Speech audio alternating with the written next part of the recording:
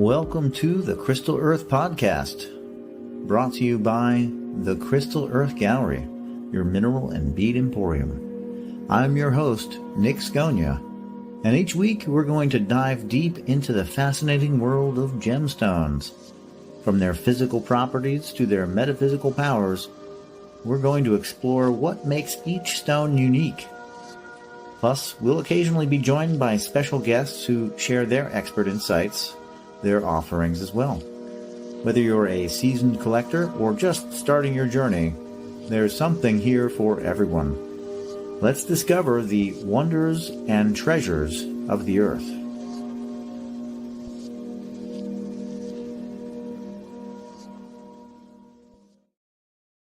Hey, welcome. This is Nick Sconia. I am your host, and welcome to the Crystal Earth Podcast. I really do want to send out my thanks and appreciation for all of the likes, the incoming comments, and the new followers. We're on our way to our first 100 and soon 500 followers. So please subscribe if you're into rocks and you like to talk about crystals and you are enjoying these shows and learning something. Feel free to share it with others as well. We're trying to get all the way up into the high reaches of the algorithm and make crystals a top subject in the YouTube community. So today we're going to be diving deep into the world of Amazonite. Now, Amazonite, I love the stone, the amazing Amazonite. One of my first stones that I used in a metaphysical or healing capacity. It's this sky blue to green, beautiful stone. So we're going to go into the details, where you can find it, what it looks like from the different locations, and of course, what you can do with Amazonite metaphysically. So let's explore Amazonite today. Okay, so Amazonite is a triclinic gemstone in the triclinic family, and it is a potassium aluminum silicate. So the aluminum silicates, lots of great minerals are in that family. This is the potassium aluminum silicate. Notable locations: Brazil, Madagascar, India, the United States, Russia, just to name a few. We're going to be going over how to ID those individual countries by the color and appearance. The formation and occurrence of Amazonite is granitic to pegmatic rocks. It is a variety of microcline feldspar, typically occurring in small veins or pockets within larger rock formations. The hardness is 6 to 6.5, so it's a sturdy stone, very suitable for like gemstones, rings. It's going to hold up to a lot of rubbing and getting bumped against, hit into walls or whatever you're going to do with your rings. It's going to be very suitable for that at 6.5 in the Mohs scale. You may need to polish it, but it will be a few years before you need to do that, most likely. The appearance is going to vary based on location, as I said. So really, it will we'll have to break that down a little bit. Now, some of the areas you'll see that there are similar stones that they look very similar, but there's going to be slight variations. Brazil, very notable from Brazil. Very choice specimens come out of Brazil, a lot with black needle tourmalines, black tourmaline growing within or on the stone itself. They usually will have a deep blue-green color, very rich and bright in color, but in the depths, like a nice dark, rich color. Very beautiful. Can be have the white streaks, which is very typical. You'll see that in this picture here, and it can also have patches of white, so it'll be kind of checkered. And then, of course, it could also be found in Brazil with smoky quartz growing with it as well. Now, the United States, Colorado, where I used to live for a few years, has some of the best Amazonite, I believe, in the world, and that is these absolutely beautiful crystal Amazonite with a sky blue color, growing with what I call black quartz or really, really dark smoky quartz crystals in the Pikes Peak region. There's nothing like it. I highly recommend something like that for your collection. It is, they are phenomenal pieces.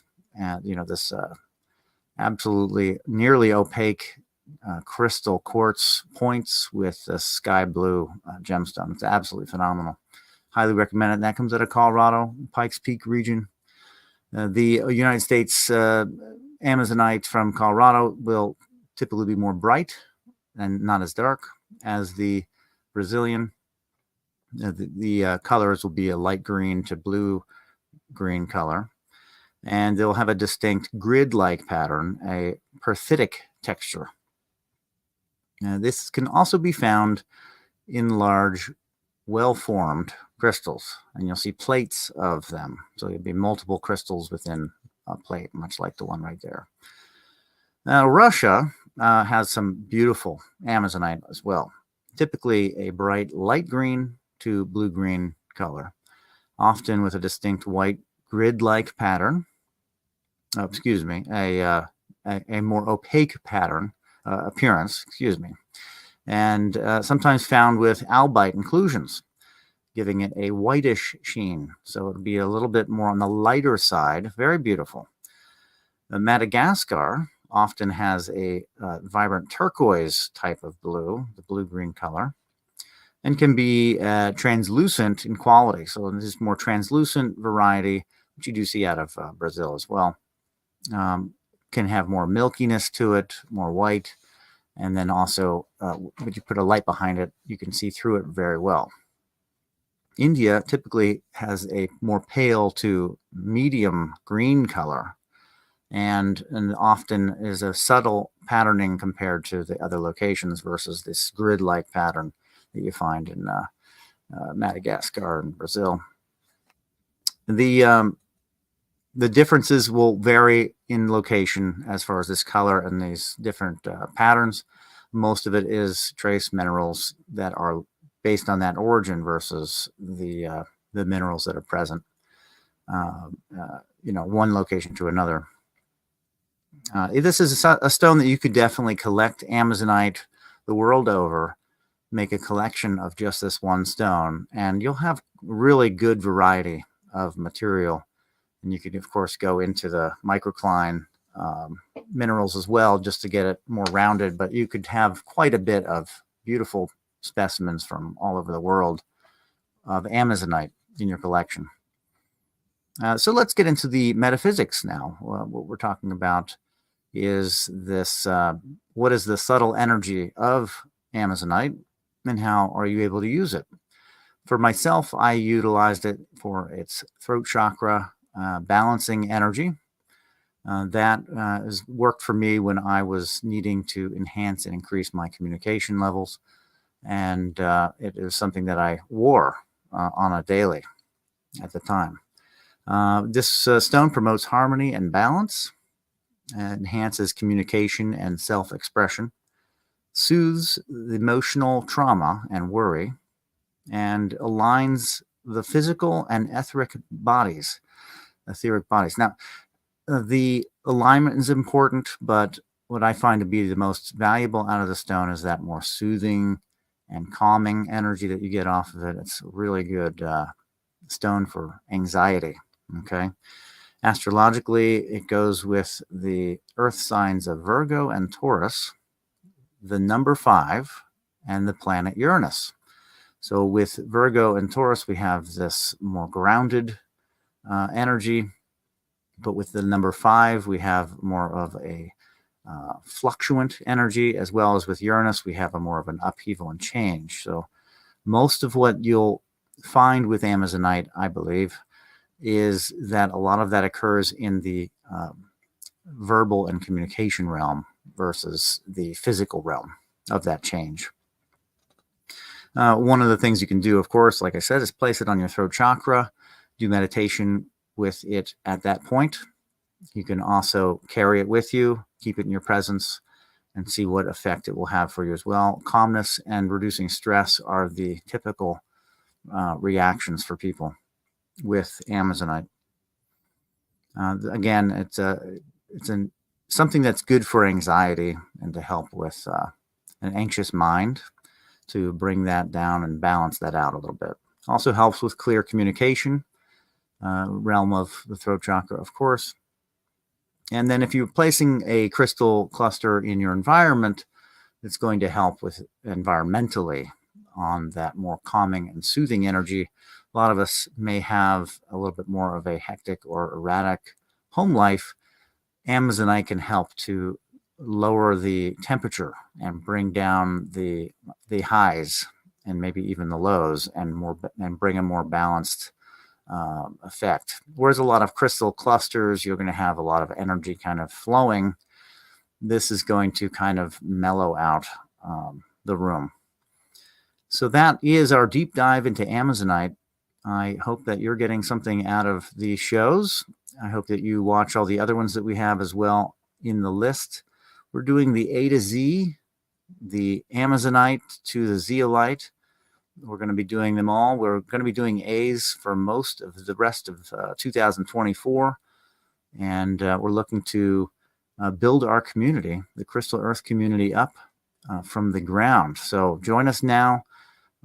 Enjoy these shows, learn more about rocks. I know I'm getting a lot out of doing these shows. I'm going to be doing a lot of stones that I don't know too well. So I'll have to be learning them and getting them in and working with them and see what they do for me, and see what their appearances are on the shelf as well, of course, for the collection. If you're a collector, if you're a mineral miner, a dealer, or somebody that's a hobbyist, reach out. We'd love to get you on the show, discuss and talk rocks. That's what we love to do. If you could do me a big favor and throw a comment of your favorite stone in the comment section, we're trying to, get that algorithm working for us, and that helps tremendously. So we really do appreciate it, and appreciate all the comments that have come in. As we hit your favorite stone, I will mention you as well as a support for our community, the Crystal Earth family here. So thank you again, and until next time, my friends, be well.